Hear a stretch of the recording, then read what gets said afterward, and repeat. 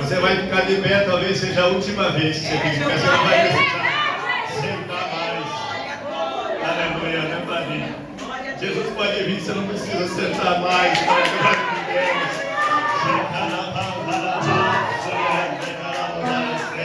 Aleluia. Eu peço que a igreja também ore pela vida da minha esposa. Eu pedi para as irmãs orar, as irmãs orou, mas eu gostaria de você nesse momento orar por ela. Ela está com enxaqueca e eu creio que Deus tem vitória, né? No nome de Jesus. Louvado seja Deus. E o que Deus usar a vida do nosso irmão Maico aqui, eu vou guardar no meu coração para chegar lá e eu transmitir para ela também, amém? Aleluia, louvado seja Deus. Senhor, eis aqui a vida do teu servo, meu Deus e meu Senhor eterno e maravilhoso, que está incumbido nesta noite de transmitir a tua palavra, meu Deus e meu Pai, dentro deste tema, meu Deus querido e poderoso, que é muito importante e pouco pregado, meu Deus e meu Pai, nas igrejas nesses últimos tempos. E eu tenho certeza, Pai querido e maravilhoso, que o Senhor ministrou uma mensagem poderosa do Espírito do teu servo, que vai, meu Deus e meu Senhor, ser boca do Senhor aqui nesta noite, Pai, para falar aquilo que nós precisamos ouvir, não aquilo que queremos, meu Deus e meu Senhor. Meu Deus, que o teu servo venha ser revestido de poder e de autoridade, meu Deus e meu Pai. Meu Deus querido, em tudo quanto o Senhor ministrar no Espírito dele, ó Pai, e ele venha ministrar a tua igreja, meu Deus e meu Senhor maravilhoso. Em nome de Jesus, que o Senhor venha usar ele de uma forma tão poderosa, meu Deus e meu Pai, que até mesmo ele vai ficar espantado, meu Deus querido e santo, ao ouvir depois, meu Pai, ao ver depois, ó Pai, esta mensagem, meu Deus maravilhoso Senhor. Em nome de Jesus, meu Pai, que o Senhor estenda as tuas mãos sobre a tua igreja, meu Deus e meu Pai, que nós venhamos a estar com o nosso coração aberto para poder ouvir e entender e praticar a tua palavra, meu Deus e meu Pai, nestes últimos dias. Pai querido, Pai Santo, fala conosco, meu Deus e meu Pai, em nome de Jesus Cristo, aleluia. E diga assim, igreja, fala Senhor, porque a tua igreja ouve.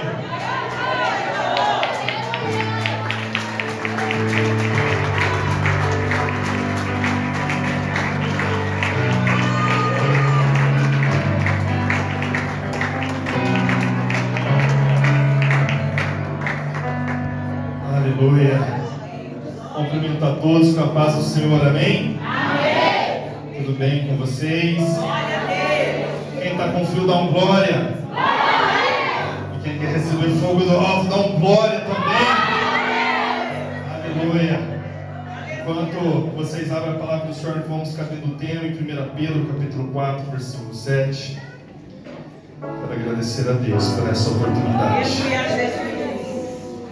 Quando falo que eu quero agradecer a Deus por essa oportunidade, não é por respeitar algum tipo de liturgia, é porque só Ele para fazer isso. Aleluia, é verdade, Jesus. Só Ele para revelar a palavra aos nossos corações, para transmitir a igreja.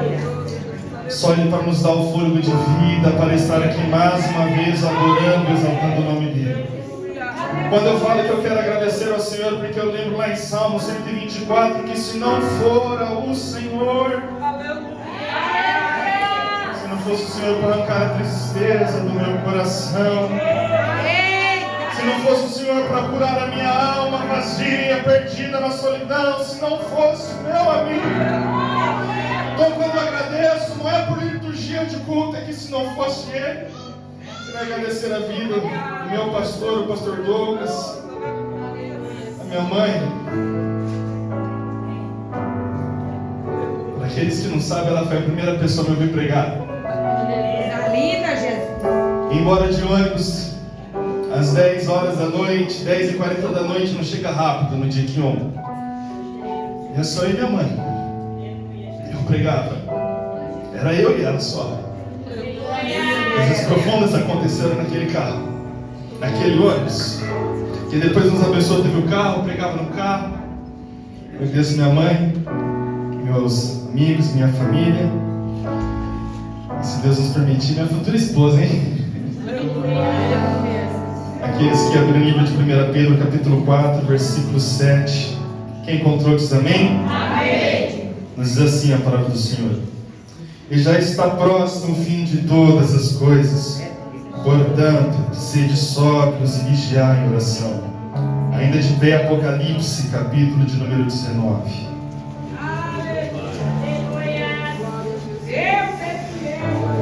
A partir do versículo de número 11. Livro de Apocalipse, capítulo de número 19.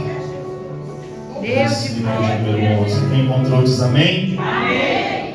Diz assim a palavra do Senhor: E viu o céu aberto, e eis um cavalo branco, porque estava sentado sobre ele, chama-se Fiel e Verdadeiro, e julga e peleja com justiça. E os seus olhos eram como chama de fogo, e sobre a sua cabeça havia muitos diademas, e tinha um nome escrito que ninguém sabia senão ele mesmo. E estava vestido de uma veste salpicada de sangue. O nome pelo qual se chama é a Palavra de Deus. E seguiam-nos os exércitos que há no céu em cavalos brancos, e vestidos de linho fino, branco e puro. E da sua boca saiu uma aguda espada para ferir com ela as nações. E eles a regeraram com vara de ferro. E ele mesmo é o que pisa o lagar do vinho, do furor e da ira do Deus Todo-Poderoso.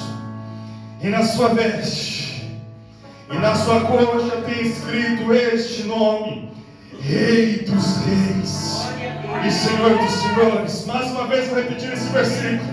E na sua coxa e na sua veste tem escrito este nome: Rei dos Reis e Senhor dos Senhores.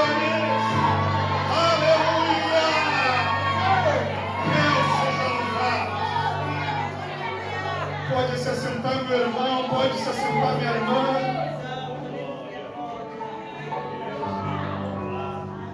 Davi, meu amigo, toque com unção, toque para a glória de Deus, mas que ao tocar aqueles que ouvem a transmitir graça. Meus irmãos, sábado nós estávamos na ceia. E ainda um pouco temeroso com respeito à palavra, falei: Senhor, vai confirmando para mim a palavra nessa ceia, por favor. E aquela, quando ela estava ministrando no louvor, ela ministrou sobre Gênesis, capítulo 49, onde Jacó fala ali com seu filho Judá e fala: Judá, tu é um leãozinho. Era uma palavra profética que nós conseguimos ver ela no livro de Apocalipse, também no capítulo 5, que a Bíblia diz: Eis aí o leão da tribo de Judá. E na ceia eu estava sentado no banco, na fileira da frente estava o irmão Érico, e na frente estava o irmão Kiner. Nós cultuando, adorando a Deus, e ainda assim: Senhor, fala mais comigo. O Senhor já tinha me falado um pouco sobre esta palavra, Deus abençoe. E aí nós fomos filmar a pregação daquela noite. Eu ia ficar lá na porta, lá atrás, o Senhor me incomodou para mim voltar para o meu lugar, e eu voltei. Dado este momento onde ia começar a ceia, o Kenner ele mudou do banco da frente e foi para o banco de trás. E eu nunca tinha visto a Bíblia dele, só aconteceu. Quando eu li na Bíblia dele, bem na capa de sala fechada, e estava escrito: Rei dos Reis, Senhor dos Senhores. Naquela hora eu entendi. Comentei com a Giovana que, além de temor, no dia de hoje eu senti muito medo. Muito medo. Geralmente eu não sou uma pessoa insegura, mas eu senti muito medo. Não porque é uma palavra de julgamento, não porque é uma palavra de condenação, não é por conta disso. Mas eu sei o peso que é transmitir uma palavra àqueles que, assim como eu, precisam de ouvir a voz de Deus. Eu sei o peso que é você abrir a sua boca e dizer: o Senhor, encha ela e transmita a tua igreja. Então eu quero convidá-los a ficar atento nessa palavra. Não porque eu poderia ser uma criança aqui, é o Senhor que está no nosso meio. De mim mesmo não há nada para entregar, das minhas experiências mesmo não há nada para entregar, mas aquele que há de vir está aqui desde o começo. Eu já vou lhe fazer um convite. Quando nós dizemos que o Senhor está no nosso meio, também não é um curto dia. E se você não sentiu, faça um desafio. Fala: Senhor, se revela a mim nesta noite. Senhor, eu quero sentir a sua presença nesta noite. Desafio, fala: Senhor, revela a mim. Eu quero sentir a sua presença. Eu não quero sentir um arrepio, um calafrio. O que eu quero sentir é o seu toque. Eu desafio a sentir nessa noite. Fala: do meu lado, Senhor, fica aqui comigo. Vamos caminhar sobre a palavra do Senhor. O livro de 1 Pedro foi escrito aproximadamente entre 62 e 63 depois de Cristo. É um livro que ele dirige às igrejas que estão ali perto da Roma, algumas até mesmo em Roma, como ele diz na Galácia. Era uma igreja que neste momento ela estava passando por uma perseguição de Herodes, porque quando foi em 62, em julho daquele ano, ele colocou fogo em Roma e colocou as culpas nos cristãos. Os cristãos sempre sofreram algum tipo de perseguição, seja ela religiosa, seja ela social, seja ela política, seja ela geográfica. Mas neste momento agora eles estão sofrendo uma perseguição pela mão do seu imperador de Nero. Agora estão sofrendo perseguição pela mão do Estado. E como o homem, tendo o poder que ele tem, tendo as condições que ele tem para fazer lei e revogar leis, para acusar, para salvar e para condenar, é muito perigoso, porque ele coloca ao seu dispor de exércitos, de guardas, de homens e mulheres. Há uma influência muito grande para as pessoas que estão no nível alto. E quando ele aponta para os cristãos, dizendo que eles são culpados por aquele incêndio que está acontecendo em Roma, ele não coloca apenas os seus soldados, mas também toda a cidade de Roma contra esses homens chamados cristãos. Vocês vão entender um pouco da mensagem de hoje. O tema dessa mensagem, além do fim de todas as coisas estar perto, seria: e farei de vocês minhas testemunhas. E continuando a história, então, a Bíblia diz que a igreja começa a ser perseguida. Domingo passado nós vimos alguns relatos do que acontece na janela 1040. Vimos o pastor Douglas falando que em alguns minutos crianças são mortas, são estrupadas, são violentadas. Talvez você, meu irmão, que é pai, você pode pensar: não, eu não negaria o Senhor Jesus Cristo, eu já vi tudo o que Ele fez por mim. Correto este pensamento, que você continue assim para sempre. Mas uma coisa é você ver 5 soldados romanos entrarem na tua casa, pegar tua filha de 10 anos e começar a violentar e dizer: ou você nega Cristo, ou nós vamos continuar com ela. Uma coisa é você, mãe, ver a sua filha também chorando, pedindo teu colo, e aqueles soldados pegar ele e diz: nós vamos levar para o Coliseu para servir de espetáculos, sendo comidos, sendo devorados por leões e lobos. A fé do cristão ela é constantemente posta à prova. E é muito difícil para um pastor como Pedro era dar uma palavra de conselho para essa igreja. Que palavra você dá para um pai que ele escreve assim uma carta para o pastor Pedro: pastor, queria que o senhor me ajudasse em oração. Mas por que, pastor? Pastor, pegaram a minha filha de 12 anos, ela está lá no Coliseu, e junto com ela está a amiguinha dela que vinha nos cultos, que veio na IBD. Nós escondemos nas cavernas, mas nós fomos denunciados pelo povo romano. Peço para que o Senhor coloque a igreja de oração e de joelhos, como foi pelo Senhor naquele dia. Assim, creio eu que Pedro recebeu notícias como essas constantes. E como qualquer homem, que palavra você entrega para essa pessoa que vinha confortá-la? É muito difícil você apenas dizer para uma pessoa assim: ó, fique em paz, Deus sabe de todas as coisas. Essa é a única palavra no momento de perca, de dor, que nós gostaríamos de ouvir. É a última. Me lembro quando nós perdemos nossos entes queridos, por mais difícil que essa tarefa, que é um culto fúnebre, ninguém quer ouvir essa palavra, mas Deus sabia de todas as coisas. Você pensa consigo mesmo: mas eu gostaria de pelo menos tentar entender. Então o apóstolo Paulo tem que dar conselhos para um pai que tem com filhos no Coliseu, mas para pais que já perderam seus filhos no Coliseu. Você casado há 20 anos, que olha para sua mulher e vê nela aquela moça que você se apaixonou com 20 anos de idade, ela continua sendo aquela mesma pessoa. Como a Bíblia diz no livro de Malaquias: olha, lembra da tua mulher, da tua mocidade. Eu acredito que há casais que não perdem esse amor, que é o amor que vem do próprio Deus. E quando uma vez me perguntaram: Maico, você acredita no namoro dos um para com o outro? De fato, eu falei: meus irmãos, eu acordo todo dia ouvindo ele dizer bom dia, eu acordo todo dia dizendo eu te amo. Quando eu oro, aquilo eu faço um tipo de honra ou glória, mas eu preciso dizer aquilo que é verdade. Quando eu olho para o relacionamento do meu pai e da minha mãe, eu não consigo acreditar que não existe um amor de verdade. Mas imagine uma pessoa como essa, mais de 20 anos de relacionamento, que quando fala do marido começa a chorar. E agora ela está viúva.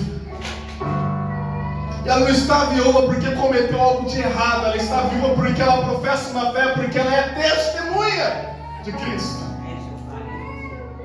Você, mãe, convive com seu filho com 12 anos de idade, imagina perdê-lo. E ela não é perder por um momento sem saber o que aconteceu, é você saber o que espera. Histórias como essa estavam frequentes nesse período de 1 Pedro. É muito importante entender o contexto histórico dessas cartas para entender como o Senhor motivou, me inspirou a transmitir palavras de consolos. Porque o nosso Deus não é Deus cego, que negligencia os cenários que você está passando. O nosso Deus não é um Deus que Ele tampa os seus ouvidos e não ouve o clamor do seu povo. A Bíblia diz, lá em Midian, Ele achou Moisés e falou, eu tenho visto o clamor do meu povo, eu vou levar você lá para falar com eles. O Senhor, Ele ouve o clamor do seu povo e tem que inspirar homens e mulheres para administrar cura, salvação, libertação, e qual seja ali o desígnio do Senhor. Então o Senhor precisa falar para Pedro uma palavra que é confortar este pai, essa mãe, esta igreja. E não apenas confortá-los, mas também prepará-los para dizer, vai ficar pior. Quando Jesus diz na mesa com os discípulos, eu imagino Pedro lembrando desse dia quando vai escrever. Ele olha para aqueles discípulos e fala assim, eu tenho dito isto para que em mim tenhais paz. Nessa hora eu imagino, se eu sentado na mesa fico pensando, Deus vai revelar algum mistério, Deus vai revelar alguma chave profética, Deus vai desenrolar aqui minha vida, vai derramar dom sobre algo novo, Ele vai acontecer. Ele diz, no mundo tereis aflições. Confesso que se eu estou sentado na mesa, eu pergunto, eu acho que eu perdi a primeira parte da conversa, que ele disse que ele vai dizer algo para que eu venha ter paz, ele disse que eu vou ter problemas. E ele ia ver uma palavra de consolo, mas filho de bom ânimo, porque eu venci, vocês também vão vencer. Aqui o apóstolo Pedro, ele tem uma missão muito difícil, e por isso que é necessário ter a inspiração perfeita do Senhor para falar com essa igreja. E se vocês lerem toda a carta, ele vai dar conselho como uma mulher deve se tratar perante a sociedade, como um homem deve tratar perante sua esposa. E ele chega a pedir algo até então um pouco absurdo. Ele chega a dizer o seguinte nessa carta: olha, vocês que têm os seus senhores, os reis, aqueles que estão acima de você, que exercem algum tipo de autoridade, vocês têm que obedecer e estar sujeito a eles. Mas não somente aos bons, mas aquele que mal faz a vocês também, a fim de que o nome do Senhor seja glorificado. Como é isso daquele patrão que olha para você, você tem um currículo perfeito, você é um profissional qualificadíssimo, trabalha demais, é pontual, e ele olha para você e fala assim, você não presta, e pega uma pessoa que falta, que é arrogante, que gera brigas e coloca ele num lugar de destaque, e você pensa, por quê? E ainda assim você tem que abaixar a cabeça e falar assim, tem mais alguma função que você quer que eu faça? O apóstolo Pedro, quando ele está ministrando conselhos a essa igreja, eu confesso que não são conselhos fáceis a seguir. Talvez, levado para o nosso sentimento, nós poderíamos pensar no seguinte: Pedro, o conselho que talvez o pessoal esperaria, faz o seguinte, se alguém pegar tua filha, você aponta para ele e fala assim, se você tirar ela de mim, vou fazer como ele diz, vou orar para Deus para cair o fogo sobre ele, consumi-lo. Talvez eu carnalmente dizendo, eu pensaria algo assim, só vejam vários homens, 5 ou 6 homens entrando na minha casa, pegando a minha filha e falando, tenho certeza que você vai mexer no ungido de Deus. Esse Pedro não dá esse conselho, porque eu não iria prover de próprio Deus. Então ele diz, o que está aqui nesse livro, o fim de todas as coisas está próximo. Indo um pouco agora para o livro de Apocalipse, no capítulo 19. Muito me alegro por esta passagem, muito. Primeiro, por um motivo pessoal, o pastor Kleber, para aqueles que estavam muitas vezes atrás, ele pregou neste texto. Tem no nosso canal da igreja, que fala a fidelidade de Deus expressa no livro de Apocalipse. Ele fala do versículo 1 até o versículo 10, então vamos meio que continuar essa história. E a Bíblia diz que João, ele viu o céu aberto. Mas nós precisamos entender algumas coisas importantes sobre o livro de Apocalipse. A palavra testemunho vem do grego mártires. E mártires nada mais é uma pessoa que se entrega a uma causa que ela entende que vale muito mais do que a sua vida. A palavra mártires vai originar dessa palavra testemunho. Por isso que hoje a palavra é Atos 1:8, e sereis as minhas testemunhas quando o alto foi revestido de poder. A Bíblia diz que por ordem deste mesmo homem chamado Nero, pegaram João. João não é um jovem. João é mais um homem na sua virilidade. Ele agora já é um senhor de idade, por volta entre 60 a 68 anos de idade. E colocam ele dentro de um caldeirão bem quente, fervendo, diz a história, a fim de matá-lo. E como uma boa pessoa que dava testemunho de Cristo, a Bíblia diz em João capítulo 1 João 1, ele diz: e eu testifico daquilo que meus olhos viram, daquilo que minhas mãos, que meus ouvidos ouviram, daquilo que as minhas mãos tocaram, que Cristo está vivo. João era uma testemunha expressa do caráter do Senhor. E quando ele imagina aquele caldeirão começar a se ferver, acho que ele pensa bem: Pedro já foi crucificado, Tiago foi morto ao fio da espada, Estevão foi apedrejado. Eu fiquei imaginando como era a conversa desses apóstolos. Um dia você está mandando uma carta para o teu irmão, o apóstolo, ungido e separado por Jesus, e no outro dia você recebe uma notícia: olha, foi arrastado por Alexandria Filipe, pelos cavalos, o seu corpo foi despedaçado. Eu fico imaginando João, porque João foi um dos últimos a morrer, e ele foi o único que escapou deste martírio, e nós vamos entender um pouco o porquê.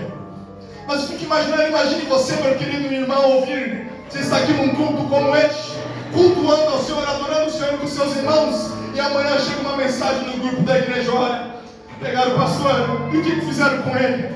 O queimaram vivo em praça pública. Eram essas notícias que os apóstolos ouviram. Qual o motivo que fez Nero fazer isso? Porque ele falava de um homem chamado Jesus. João está naquela sala. Prepare-se um caldeirão para jogar ele fervendo. Como um bom soldado de Cristo, como uma testemunha viva que ele era, ele não se opõe à decisão e fala: entrarei. E a Bíblia diz que jogaram lá, mas nada aconteceu. Talvez poderiam pensar: que fogo estranho é esse, que a água borbulha, mas o corpo ele não sofre nenhum tipo de lesão, nenhum tipo de queimadura. Deixaram ele lá por um instante para saber, mas não aconteceu nada. Eu imagino aqueles homens olhando para o João, talvez querendo tocá-lo, para imaginar: será que esse homem é real? Será que meus olhos de fato estão vendo isso? Só que essas histórias não aconteceu aí apenas. A Bíblia diz que no mártir dos Coliseus, e pela força apagaram a força do fogo. Aleluia!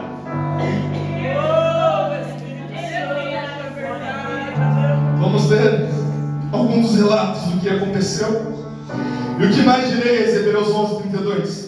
Eu também ia tempo contando de Gideão, de Baraque, de Sansão, de Jefité, de Davi, de Samuel, dos profetas, os quais pela fé venceram reinos, praticaram a justiça, alcançando promessas, fechando a boca dos leões, apagaram a força do corpo, escaparam no fio da espada, da fraqueza tiraram forças, na batalha se esforçaram, e puseram em fogo o exército dos estranhos. As mulheres receberam pela ressurreição os seus mortos, uns foram torturados não aceitando o seu livramento, para alcançar uma melhor ressurreição, e outros experimentando escárnios e açoites, até cadeias e prisões. Foram apedrejados, serrados, tentados, mortos ao fio da espada, andaram vestidos de pele de ovelha e de cabra, desamparados, aflitos, maltratados, homens dos quais o mundo não era digno. O Senhor protegeu João.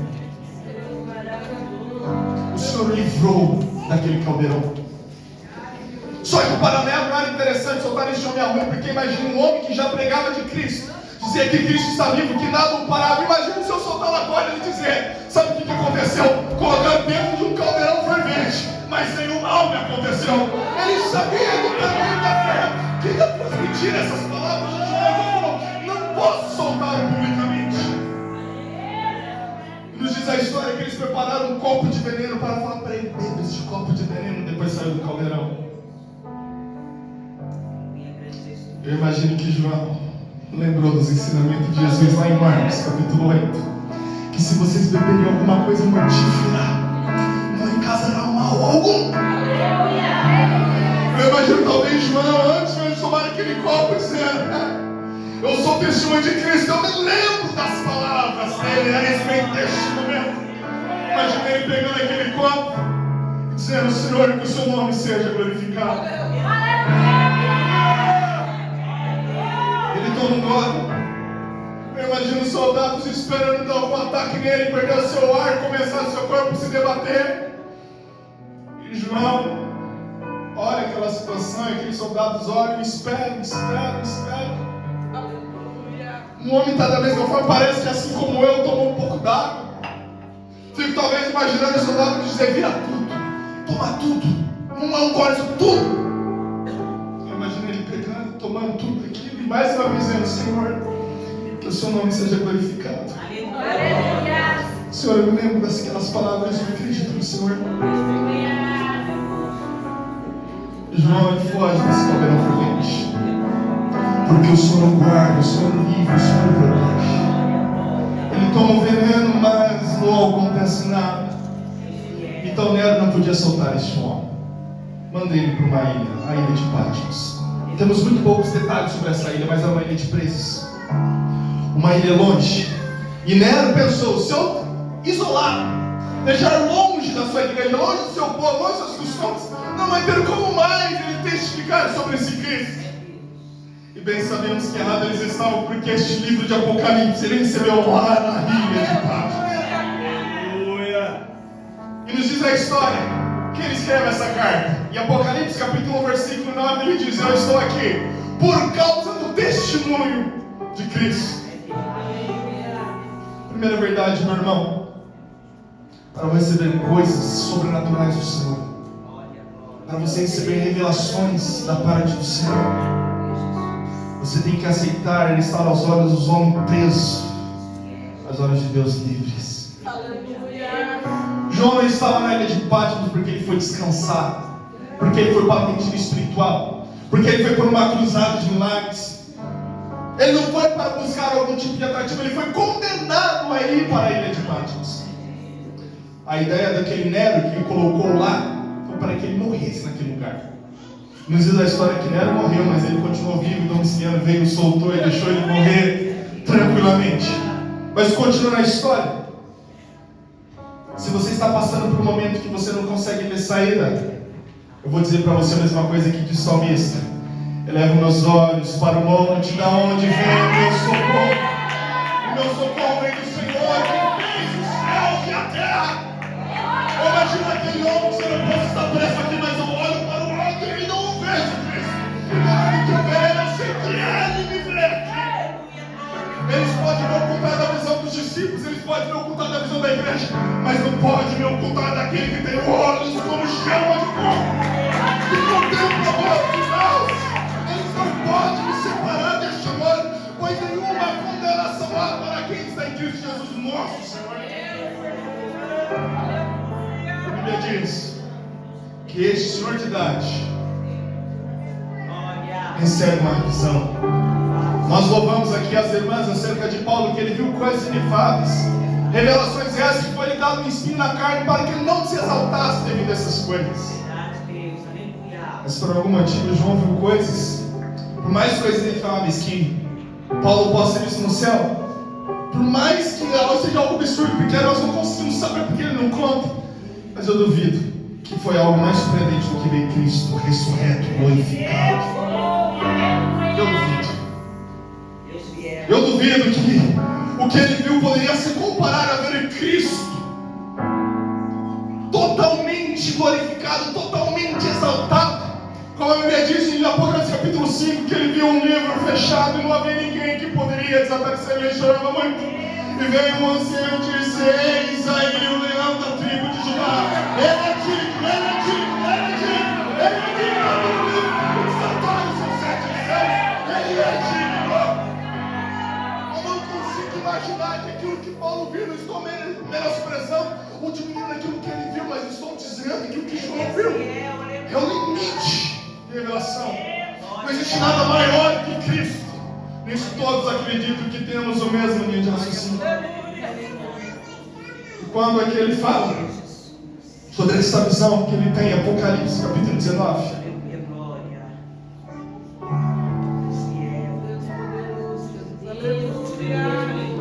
Eu vi um céu aberto e eis um cavalo branco. Este cavalo branco não é o mesmo que é relatado em Apocalipse capítulo 6 e 8, não é este. Esse é o próprio Jesus. Chama-se fiel e verdadeiro, e julga e peleja com justiça. E os seus olhos eram como chama de fogo, e a sua cabeça havia muitos diademas ou muitas coroas. O que é isso, Mike? Quando o rei descia em campo de batalha, ele descia com a sua coroa para enfrentar o exército inimigo. E o rei inimigo descia com a sua coroa também. Se atenta ao mistério de Deus, o Senhor está no nosso meio. E toda vez que o rei triunfava sobre o outro, tombava, ele voltava com uma coroa sobre a sua cabeça e a coroa dos inimigos voltava consigo. E quando ele olha para Cristo, ele não vê apenas uma, não vê apenas duas, mas ele vê muitas coroas. Todos aqueles que se levantaram contra o Senhor foram tombando. Todos aqueles que disseram que não seria possível, o Senhor veio e provou. Senhor, passa de mim este cálice, mas quando a vida seja feita como eu quero, mas como tu queres. Ao ponto que na cruz ele grita: está consumado. E não garantiu apenas uma coroa para ele, mas para todos nós os fez cordeiros com Cristo, aqueles que o aceitassem através dele fossem justificados. Ele começa a ver o rei que havia muitas coroas sobre a sua cabeça e tinha um nome que ninguém sabia ser ele mesmo. Só que essa segunda passagem, João está tendo a visão da segunda volta de Cristo em terra. Quando a igreja é arrebatada, o Senhor não pisa na terra, ele fica nos ares, nós nos encontramos com eles lá. Mas aqui não, aqui ele volta. Aqui ele coloca os seus pés nesse chão onde você está, nessa terra, coloca a pé neste lugar. Mas diferente da primeira vez da sua vida, que ele vem como filho do homem, como a Bíblia diz, em Isaías capítulo 9, versículo 6, o menino não nasceu, mas um filho se nos deu. E seu principado não terá fim, ele será chamado Deus eterno, Pai da eternidade, o príncipe da paz. Então, a diferença de Jesus Cristo com esse que João está vendo, ele está vendo um Cristo exaltado, ele está vendo um Cristo glorificado, ele está vendo um Cristo que ele está vindo na peleja dos seus. Neste momento dessa história, não dá para entrar em muitos detalhes, mas está acontecendo a batalha de Armagedon, onde ali o anticristo e o falso profeta eles cercam aqueles que não aceitaram a marca da besta, que por mais que ficaram em arrebatamento, não se curvaram e se arrependeram. Está sendo cercado, está sendo oprimido. Então o céu se abriu nessa visão, e João viu Jesus descendo, e atrás dele viu esses santos. Ele descreve a roupa dele, havia salvação picada de sangue, mas os que vieram atrás também tinham vinho fino, puro e branco. Mas quando eles conseguiram essa veste, lá no começo de Apocalipse, quando o apóstolo João diz: aconselho que de mim compra vestes brancas, aconselho que de mim compre ouros provados no fogo. A imagem que ele vê é de homens e mulheres que não se curvaram, que não se prostraram, que aceitou morrer a fim de receber uma melhor ressurreição. Ele vê essas pessoas voltando com Cristo para governar e aniquilar o mal que está acontecendo. E nós precisamos voltar. Então por que Pedro diz essa palavra: o fim de todas as coisas está próximo? Essa mensagem não era para assustar, porque se fosse, iriam encontrar da consolação, o contrário da esperança que eles estavam procurando. Com essa palavra que ele dá: o fim de todas as coisas está próximo. Imagine uma pessoa que sabe que amanhã é o dia que ela vai ser julgada e morta por nela. E ela ouve uma palavra dessa e fala assim: amanhã eu vou morrer aqui, mas abrindo meus olhos eu vou estar lá. Imagine um pai que sabe que infelizmente ele vai perder a sua filha, que não vai conseguir livrar, mas ele lembra que na ressurreição ele vai receber de volta os seus mortos lá no céu, que não se curvaram e que também obedeceu ao Senhor. Nada consegue nesta terra tirar a saudade que há no meu coração, da minha avó, do meu avô, do meu pessoal. Nada nessa terra que me conforte, a não ser de uma coisa: assim creio que quando eu chegar no céu, eu vou vê-lo. E aí não haverá mais problema de tempo, vou ter toda uma eternidade. Palavras como essa que o apóstolo Pedro ele diz nessa igreja é para dizer para vocês: se o seu julgamento é amanhã, fique tranquilo, amanhã também é um dia da sua exaltação. Como assim, Mike? É igual o ladrão da cruz. Em verdade, digo hoje que estará comigo no paraíso. Está crucificado, está marcado, corpo sangrando, mas encontrou graça aos olhos de Deus. Não gostaria de, pode ser alguma morrer com morte da cruz, a Bíblia diz que todos que moram no madeiro foi maldito, mas meus irmãos, olhar para o lado e ver Cristo falando isso para você, É de se pensar. Continuando, nós temos vivido tempos onde se levantam muitos pregadores, muitos profetas, muitos evangelistas, muitos cantores, muitos músicos, mas poucas testemunhas. Quando o Senhor falou para eles ficarem em Jerusalém, não era apenas para eles receber dons, falar em outras línguas. O Senhor Jesus Cristo era muito claro no pedido dele: vocês vão receber do alto virtude. Por que, Senhor? Por que eu vou receber do alto? Serão das testemunhas. A testemunha tem uma função muito simples. Ela testifica de algo. Ela fala sobre algo que ela acredita, sobre algo que ela vive. Ela fala sobre experiências que ela teve ao ponto que ela pode provar: é real, isso existe. Para essas pessoas que são testemunhas, essa palavra serve de consolo. Mas para pessoas que são apenas pregadores, cantores, e quando eu digo apenas é porque não dão um verdadeiro testemunho sobre Cristo. Infelizmente, são pessoas que não testificam da vida de Cristo na onde? Na sua própria vida. É Deus, verdade. A intenção, quando Pedro fala para a igreja submeter aos seus senhores, é dizer o seguinte: ele usa esse exemplo. Como o Senhor Jesus Cristo foi entregue pelos malfeitores, como ovelha muda, não abriu a boca. Quero que vocês ensinam esse comportamento. Imagina o soldado romano chega e dá um tapa na tua esposa e você não fala nada. Apenas a sua alma geme e chora e fala: Senhor, faz-me justiça, faz-me justiça. A Bíblia diz que o primeiro corpo que clamou por justiça foi o de Abel. A Bíblia diz que o sangue dele clamava por justiça. Há momentos que, infelizmente, aos olhos carnais, por assim dizer, a maldade vai triunfar sobre os bons. Vai nos trazer momentos de tristeza, momentos de perca, momentos de abandono. Até, como diz o mesmo pastor, que vai para até acreditar que ele existe. Mas o fato disso acontecer não anula a justiça de Deus. Nada muda a justiça dele. Nada vai mudar o seu desígnio, nada vai mudar o seu projeto. E nesse capítulo 19 ele fala sobre essa vinda dele. O Senhor Jesus Cristo, ele não está vindo barganhar com aquele povo. Ele não está vindo pregar a esses homens e mulheres o arrependimento. Ele está vindo para julgar. E por mais que se fala de um outro período, se hoje a trombeta tocar e ele começar a te julgar, você vai estar com ele ou não? Mais uma vez digo, essa palavra não é para trazer nenhum tipo de medo no seu coração, no ponto que você saia correndo da igreja. Não, é para que você venha aos pés deles. Comece a contar essas vestes, essas coroas. E perguntar, eu falei que eu não queria falar isso, mas o Senhor me incomoda e eu quero aqui expressar, e também é para minha exaltação.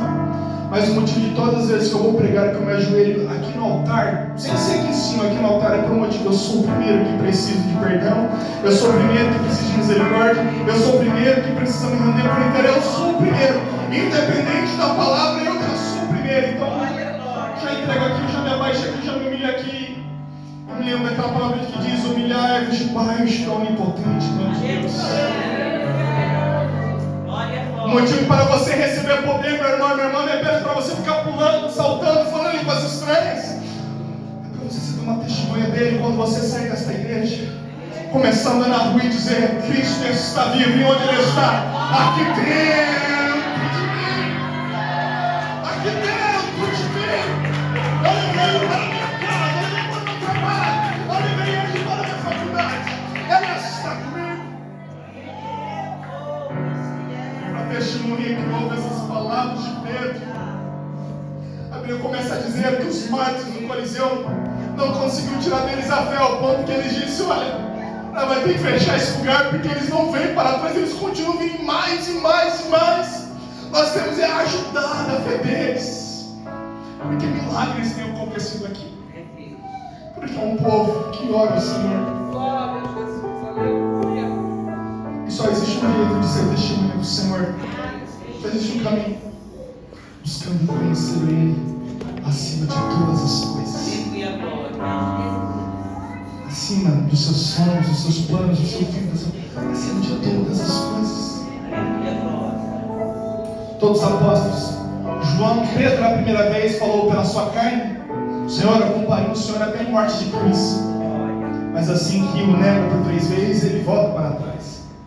Aí nos diz a história que quando ele foi morto, iriam crucificá-lo igual a Cristo. Ele diz: eu não sou digno de pôr minha cabeça. Todos esses homens, todos esses mártires que são expressos na Bíblia ou alguns em livros, são pessoas que morreram porque acreditavam em algo maior do que sua vida e sabia que não ia terminar naquele momento. Você não entregaria a sua vida se você não tivesse a esperança que no amanhã o Senhor iria resgatar. Você não entregaria por motivo algum. O que move uma pessoa a entregar a sua vida primeiro é acreditar que aquilo que ela está dizendo é a verdade absoluta e indubitável, que não existe nenhuma mudança, varia, não, é aquele ponto.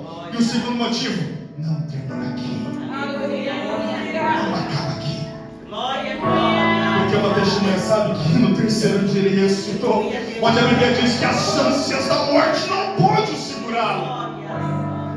Uma testemunha de Cristo é algo sobrenatural, para assim dizer. Porque uma coisa é ser testemunha de um homem que ele pode morrer, então acabou a história. De Cristo não. Porque antes de subir, ele falou para os discípulos: e eu voltarei. Enquanto vocês não vinham comigo, eu estou preparando lugares para vocês. Quando nós vamos viajar, a primeira coisa que a gente faz antes de chegar num lugar geralmente é reservar um quarto, uma morada. Você não quer simplesmente chegar num país, numa outra cidade, e agora eu vou ficar 11 horas da noite. Você quer reservar. E a minha pergunta é: você tem reservado a sua morada lá no céu? A minha pergunta é: você tem valorizado este hospitaleiro que será Jesus na recepção dos santos? Às vezes eu começo a me imaginar um pouco, pensando como será a glória, e não dá para você alcançar, mas eu fico imaginando Jesus recepcionando os santos e falar: seja bem-vindo, foi este lugar que eu estava preparando.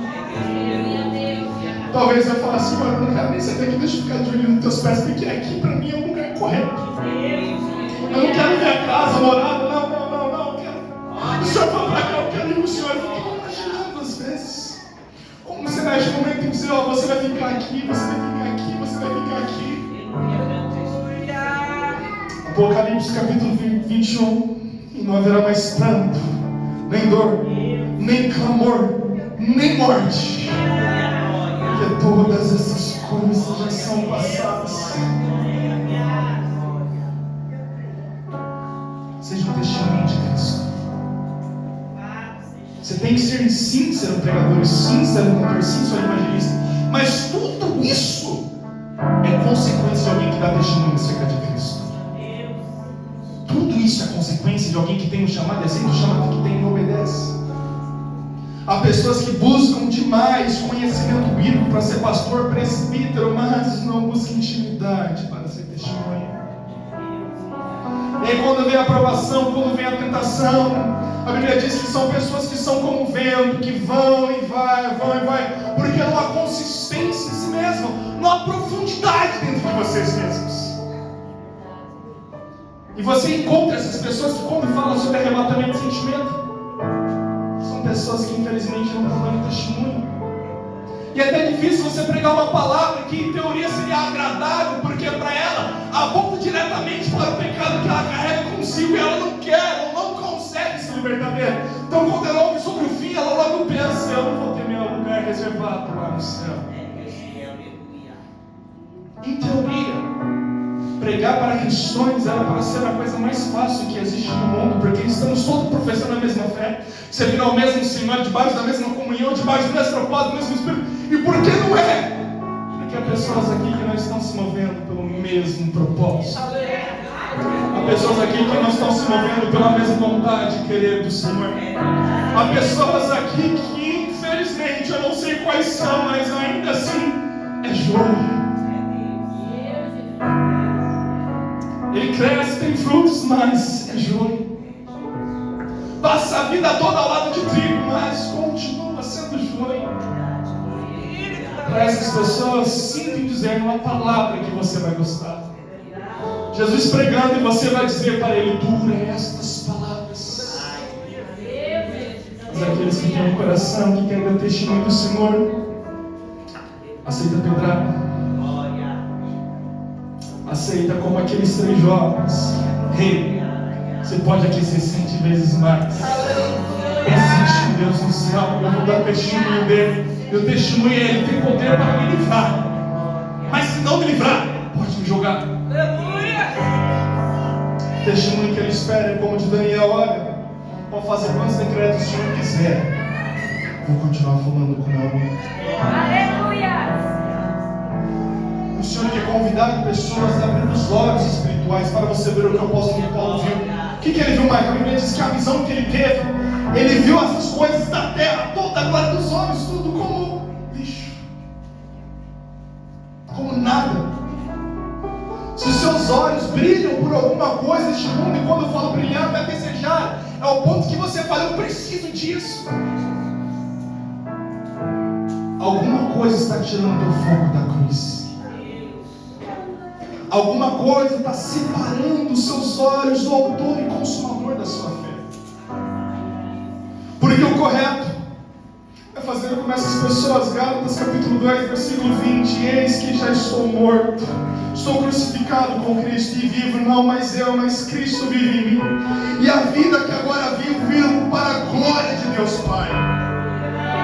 Como nós vamos vendo estes homens, todos eles, Pedro deixou as suas redes, deixou seus barcos na praia e seguiu. Mateus deixou de lado a sua função de ser ali um cobrador de impostos, uma profissão que nos seus tempos era uma profissão boa aos romanos, para os judeus desprezados, mas para ele algo de importante, pagava-se bem. Ele ouviu um convite e tratou aquilo como nada. Enquanto eu estava orando, o Senhor falou algo muito no meu coração: eu não vou aqui levar para mim. Há pessoas que precisam renunciar. Pecado, Michael? Não necessariamente. Há pessoas que têm olhado para Isaac. Ter filho é pecado, irmãos? Por via de regra, não. Mas o Senhor pediu Isaac para Abraão. Para algumas pessoas, Deus pode estar pedindo ter emprego. É pecado trabalhar? Também não, mas se Ele pediu para você, a gente desobedecer isso também não é pecado. É Deus tremendo, aleluia. Tem pessoas que Deus pediu para você abrir mão do sonho. Algumas só estão sonhando, outras já estão vivendo esse sonho. Mas por que o Senhor está pedindo isso? Muito simples: para ser as minhas testemunhas. Quando eu chegar no céu, eu não quero falar para Deus o carro que eu andei, a casa que eu morava, quantos netos ela tinha. Quero chegar lá no céu e falar assim: Senhor, eu não sou digno nem de padecer pelo teu nome, mas eu padeci. Eu aceitei as calúnias, as injúrias, as perseguições, as afrontas, as acusações, o desprezo, porque nem eu, o Senhor, amaram, mas o desprezaram. Senhor, eu não sou digno nem de sofrer pelo Senhor, mas isso eu fiz. Vamos servir a Deus a entender que nós não somos dignos sequer de sofrer pelo nome dEle. Quando eu falo para você qual é o motivo de você estar aqui, é por conta de Cristo, nós não temos essa dignidade para isso, é um nome muito santo. Mas ainda assim Ele nos convida, seja com eles participantes. Pedro fala isso para a igreja no capítulo 3: como aquele que teve em si pisaduras, convenha que vocês também, assim como ele, venham ter algumas pisaduras. Porque aqueles que morrerem com Cristo viverão com eles. Aleluia, glória. Se coloquem de pé.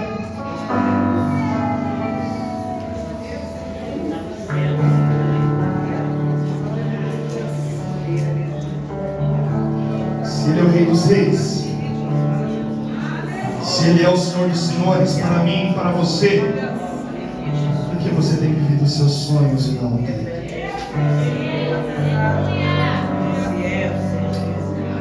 Se Ele é o alvo, o ômega, o princípio e o fim, se Ele é o Deus todo-poderoso, se Ele é onipotente, onisciente, por que você está vivendo os seus sonhos e não dele para a sua vida?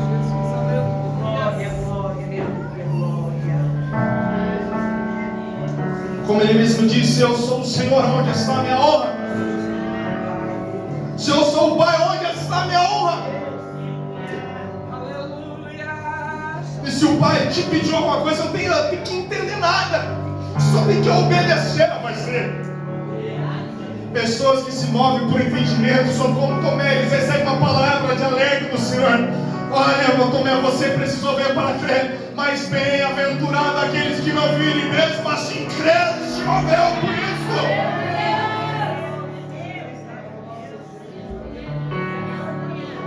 Mike, você está falando assim porque para você é fácil. Por que você está tendo que renunciar? Bom, já renunciei tanta coisa pequena nas horas de Deus. Eu renunciei meu emprego por 2 vezes. Muita coisa? Não, é muito pouco comparado ao que eu ganhei dele, irmãos. Mas era meu emprego. Não renunciei meu emprego para trocar. Eu renunciei meu emprego a primeira vez, se eu não me engano, eu tinha 16 anos de idade. Me lembro muito bem que eu fiz um voto com o Senhor. Eu cheguei no meu outro dia no serviço e falou: me manda embora. Eu fiz um voto com o Senhor. Eu falei: Senhor, se acontecer isso. Para falar assim no coração da minha mãe. E eu tinha um compromisso específico. Deus, não quero pedir nada para minha mãe e para meu pai. Não que eu não dependa deles, eu vou depender da minha vida toda, porque são pai e mãe. Como filho eu preciso de um pai, como filho eu preciso de uma mãe. Não é disso que eu estou dizendo. Eu estou dizendo de precisar de um sapato para a mãe. Compre um sapato para mim. Porque eu sabia, conhecendo o pai e a mãe que eu teria, eles iriam fazer o possível para fazer aquilo. Eu falei: eu preciso ter as minhas experiências com Deus. Mas para fazer isso eu também preciso ter o consentimento da minha mãe, porque eu preciso da bênção dela. Com 16 anos de idade, eu era atendente. Fazia 2 meses que eu estava sendo treinado para se tornar o responsável por toda a parte de atendimento do restaurante. Mas como foi essa experiência? Eu estava entregando a comanda no elevador da escada. Subiu uma moça e o Senhor falou: dá um abraço nela. Aquela pessoa que não foi um cliente qualquer, conversava e tinha um certo respeito, carinho, brincava. Tem clientes que nós somos muito próximos para brincar. Eu falei: deixa eu dar um abraço. Manda um abraço brincando. Quando eu abracei ela, eu senti uma tristeza que tomou conta do meu ser, que eu soltei rapidinho. Eu falei: Senhor, o que é isso? Ele falou assim: a alma dela precisando de palavra de vida. Naquele dia, meu dia de trabalho acabou e eu só fiquei meditando nisso e pensando o que eu faço para ajudar. Cheguei na minha casa, fui deitar, estava no meu quarto. Eu comecei a ouvir vários gritos. Eu me lembro desses gritos. Pessoas gritando, agoniando. Eu me lembro que eu acordei assustado, eu olhei para os lados achando que tinha acontecido alguma coisa na vizinhança, só estava eu no quarto. Eu falei: Senhor, que são isso? Ele falou assim: suas armas que estão perecendo aí, ficam chamando. Eu falei: Senhor, não sou digno de aceitar este convite, como em Isaías, fui tomar com esse mesmo sentimento. É de mim que sou pecador, esse povo pereceu. Eu falei: Senhor, por favor, então conforta o coração da minha mãe, que como mãe ela vai agir como mãe, vai preocupar com o futuro do filho dela. Mas eu preciso que o Senhor trate ela para entender que é algo do Senhor e não meu. Aleluia, glória. E o Senhor tratou. Saí do serviço, muitas visitas, muitas campanhas. Ajudei na construção da nossa igreja da sede. Como mais uma vez digo, trabalhar não é pecado, mas ficar naquele serviço, naquele momento, tirava de mim a oportunidade de ser uma testemunha. Eu não sei o que o Senhor está te pedindo. Eu não vou conseguir explicar para você o porquê você deve fazer isso. Eu não sei porque Ele te pediu. Eu quero convidar essas pessoas a vir aqui na frente. Para algumas pessoas são algo simples, mas que para você, seu ministério não está indo para frente. Não consigo dizer se é apenas um sonho que você tem, se é um relacionamento que você tem, se é uma amizade que você tem, se é um trabalho que você tem. Não consigo dizer. Mike, mas por que vir aqui na frente? É para me humilhar? Não. O apóstolo disse para você, como Abraão, subir até o monte Moriá para lhe sacrificar. E no meio do caminho não voltar para trás, não levar para trás. Você precisa desta força do Senhor. Porque tomar a decisão de renunciar é uma coisa, chegar no momento de entregar é outra. Hoje é o momento que você escolhe renunciar. O Senhor quer te dar força para você manter isso. Compromisso que você fez. Quero aqui dar um exemplo. Minha mãe ela fez o voto ao Senhor. Senhor, se o Senhor abençoar o trabalho do meu marido, ele ganhar X, eu paro de trabalhar e eu vou fazer a obra na tua casa, morando lá no Divino. E Deus abençoou. Ah, mas parar de trabalhar é coisa fácil, né? Ninguém gosta de trabalhar. Quem gosta de ficar sem dinheiro? Quem gosta de ficar pedindo? Não que meu pai é uma pessoa mesquinha, meu pai é o oposto disso. E algumas pessoas olham para aquilo que meus pais conquistaram e pensam: nossa, é porque o Leandro está muito tempo nessa área, porque o Leandro ele trabalha bastante, é porque o Leandro ele acorda cedo. É verdade, tem sim seus méritos, mas isso não chega a ser 1%. Eu sempre digo que os 99% é esse voto que minha mãe fez. E o Senhor me fez uma promessa que iria prosperar a vida dela. Parecia loucura para ela fazer aquilo naquele momento, mas ela precisava daquilo para ser uma testemunha do Senhor. Deus quer levantar você jovem, você meu irmão, você minha irmã, para ser testemunha. Ele tem te incomodado a fazer isso. Você não vai saber as coisas que você irá fazer nele se você não tomar a decisão hoje. Você não vai saber quantas vidas você vai trabalhar para Cristo como um bom ceifeiro na sua seara, enquanto você não ser uma testemunha dele. Você não vai saber. Você vai chorar fazendo a obra de Deus. Nossa, como vai? Mas aquele que leva a preciosa semente chorando voltará assim com alegria, trazendo consigo os seus renovos. O convite que eu faço dessa renúncia que o Senhor lhe faz é praticamente seja minha testemunha.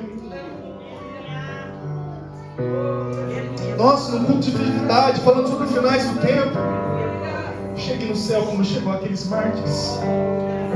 Não quero livramento, quero morrer aqui. Vocês não estão me entendendo? A minha vida só tem sentido por causa dele. Eu não posso renunciar àquele que me deu sentido. Eu quero morrer aqui. Pode me matar do jeito que vocês acharem melhor, eu não vou renunciar. Sendo de frio modo parece loucura. Quer dizer, você está falando, mas faz sentido para alguém que teve um encontro com ele e renunciou tudo que tem, como o apóstolo Paulo começou a prestar como nada.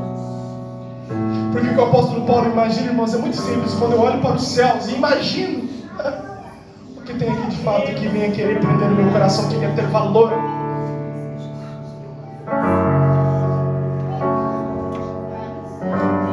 Tem mais pessoas para vir aqui.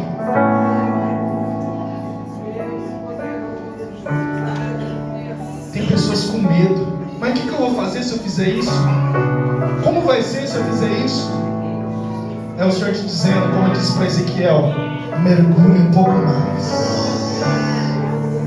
Você está na água, mas está até o joelho, vai descendo um pouco mais. Mas se quando a água começar a bater no meu queixo, continue descendo um pouco mais. Oh, Espírito Santo de Deus, Charamanda raça, Amanda raça. Oh, Espírito Santo de Deus, lançai sobre o Senhor todas as vossas ansiedades, porque Ele tem cuidado de vós. Este foi um conselho que o apóstolo Pedro deu a esta igreja. É sobre ele, é sobre ele, é sobre ele. Eu não sou digno de ser chamado testemunho de Cristo, mas se Ele me chamou, é um prazer honrar a este convite. Há pessoas que vêm buscando poder, mas porque eu não sou batizado, porque eu não sou batizado. Eu já fiz campanha no monte, já fiz 21 dias de oração, eu já orei na madrugada, porque eu não sou batizado, porque tem a ver com o propósito para você ser cheio de poder. Mas o propósito do batismo, da unção, do investimento, é ser testemunha do Senhor. Você não precisa receber esse poder para renunciar. Como isso, mãe? Era muito simples. Jesus falando o seguinte para os homens: renuncie a si mesmo, toma sua cruz e siga-me. Não vê quando o Senhor tem amar fogo, o poder para começar a renúncia. A renúncia começa antes deste investimento. Então talvez o motivo não é porque você não tem orado, você tem orado, você tem jejuado, você tem se consagrado, você tem feito voto, mas o propósito está errado. Por ver talvez o irmão, uma irmã pregando, e que com certeza Deus usa com poder e autoridade, você acabou se confundindo que o propósito de pregar não é para nós crescermos ou sermos alguma coisa, pois não somos merecedores de nada. Todos os olhos de Deus somos pequenos. Mas o propósito é dar testemunho daquele que era, que é e que há de vir. Como disse ali Davi, olha, eu já fui moço, hoje sou velho, mas nunca vi um justo desamparado, e nem a sua descendência mendigar o pão.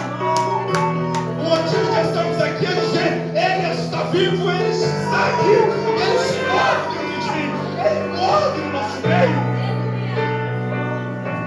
O motivo deste investimento é para você ser uma testemunha, porque tudo que vai vir depois disso é consequência. Ou vocês acham que Paulo dobrou de joelho e falou assim, Senhor, abra os céus que eu quero ver essa glória? Não. Ele estava lá, mas como testemunho o céu se abriu e só disse, Senhor, anota tudo. Há muitos cultos que eu gostaria de participar. Gostaria de estar no Sermão do Monte, Mateus 5. Gostaria de estar em Mateus capítulo 24, quando o Senhor fala acerca do fim. Mas eu também gostaria de estar ouvindo de João dizer sobre essas experiências. Como disse o pastor, se um anjo vem na terra, ia fazer igual o anjo que Jacó, irmãos, ia segurar ele só para me dizer, me conta como é o céu, me conta como é o céu, me diga alguma coisa, já esteve lá. Testemunhas. Nós vamos orar ao Senhor. Nessa oração você não vai mais pedir, Deus me ajude a renunciar, você já está fazendo isso hoje. Você vai pedir, Deus me dá graça para não ter este voto perante o Senhor e não amor. Este voto não tem a ver com a minha pessoa, com a pessoa dos pastores, do diácono que aqui está. Não. Esse é o voto seu com Deus. É a sua veste branca que você precisa comprar. Não é como o uniforme que você compra e entrega para um grupo. Não, isso você tem que ir comprar. Não dá para terceirizar roupa. Não dá para pedir para o pastor comprar uma roupa branca para você. Não dá para você pedir para o líder do círculo de oração colocar o seu nome na oração para você receber essa veste. Não! Eu vou pedir para os ministros, por favor, colocar a mão sobre a cabeça dessas pessoas como um ato profético e dizer, eu vou subir ao monte. Eu vou entregar lá. Mas eu vou voltar com uma experiência que o Senhor foi comigo. Por favor, ministros, vamos orar ao Senhor. Poderoso Deus, amado Pai que estás nos céus, eu sou o primeiro que preciso renunciar àquilo que o Senhor me pede.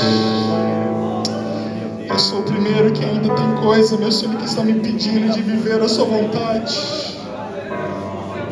de viver no fruto do teu Santo Espírito. Eu sou o primeiro, meu Pai. Mas eu estou aqui perante o Senhor porque eu acredito que vem uma força do alto que nos sustenta. Como diz o apóstolo Paulo, nós tudo podemos no Senhor que nos fortalece. O Senhor vem diante de ti e diz, Senhor, derrame graça sobre nós. Não merecemos, mas eu lhe peço, derrame graça sobre nós. Ajude este meu irmão e esta minha irmã a honrar este voto até que o Senhor venha. Meu Deus, façam delas testemunhas do Senhor, testemunhas do seu trabalho, testemunhas da sua vizinhança, testemunhos na sua escola, testemunhos nas suas casas.